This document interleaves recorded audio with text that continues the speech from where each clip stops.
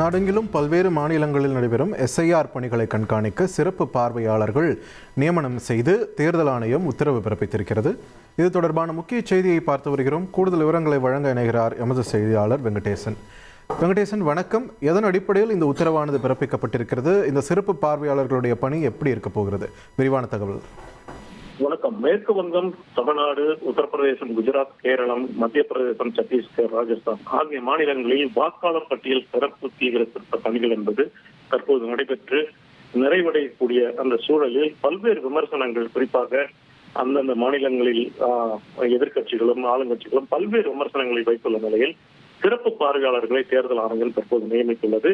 இந்த சிறப்பு பார்வையாளர்கள் அந்த மாநிலங்களில் மேற்கொள்ளப்படும் எஸ்ஐஆர் பணிகளை தீவிரமாக கண்காணிக்க உள்ளனர். இந்த சிறப்பு பார்வையாளர்கள் மாநில மற்றும் தேசிய கட்சி தலைவர்களுடன் மாநில அளவில் கூட்டம் நடத்தி மாநில மாவட்ட தேர்தல் அதிகாரிகளிடம் எஸ்ஐஆர் சிறப்பு பார்வையாளர்கள் கூட்டம் நடத்துவார்கள் என்று தேர்தல் ஆணையம் தெரிவித்துள்ளது.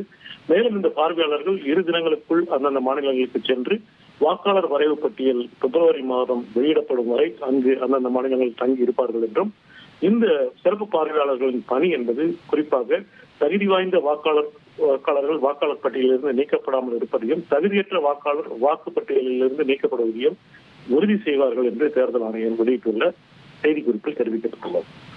நன்றி வெங்கடேசன், உங்கள் விரிவான தகவல்களுக்கு. இனி செல்லும் இடமெல்லாம் செய்தி. தந்தை டிவியின் வாட்ஸ்அப் சேனலை ஃபாலோ பண்ணினா செல்ல இருக்கும் இடமெல்லாம் செய்தி. இதோ QR கோட், இப்பவே ஸ்கேன் பண்ணுங்க, ஃபாலோ பண்ணுங்க.